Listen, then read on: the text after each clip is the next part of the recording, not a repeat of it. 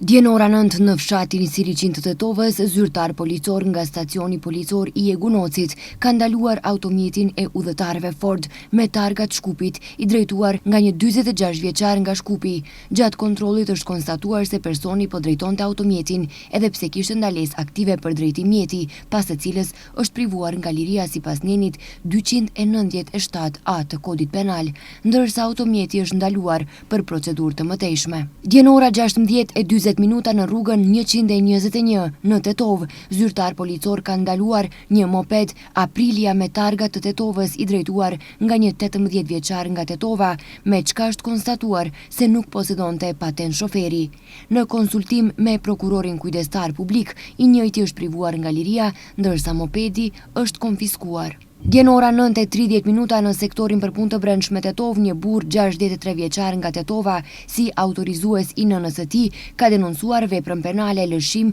i çekut pa mbulim dhe keqpërdorim i kartelës pagesore. Sipas denoncimit, më datë 3 korrik 2026, denoncuesi ka vërejtur mungesë të mjeteve financiare në vlerë prej 8.148 denar në llogarinë transaksionale të nënës së tij, përkatësisht 7 pagesa të pa autorizuar online, po merren masa për zbardhjen e rastit. Dje në ora 12:10 minuta nga qendra urgjente Gostivar është denoncuar se tek ata është sjell një person i lënduar. Zyrtarët policor nga sektori për punë Gostivar kanë kryer verifikime me çka është konstatuar se bëhet fjalë për një 33 vjeçar nga Gostivari, i cili ishte gjetur i rrëzuar në korsinë e rrugës Nikola Parapunov në afërsi të Sahatkullës, po merren masa për zbardhjen e rastit.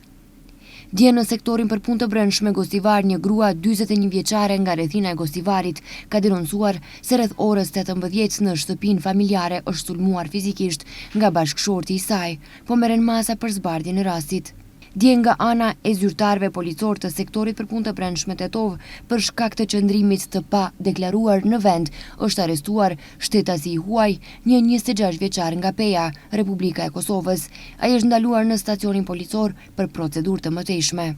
Pas mesnate në orën 1:41 minuta në sektorin për punë të brendshme Tetovë, një qytetar nga Tetova, punonjës në NPK Tetova, ka denoncuar se derisa po kryente detyrat e punës në rrugën Blagoja Toska, në afërsi të një objekti hotelier, është sulmuar fizikisht nga një person i panjohur, po merren masa për identifikimin e autorit dhe zbardhjen e rastit.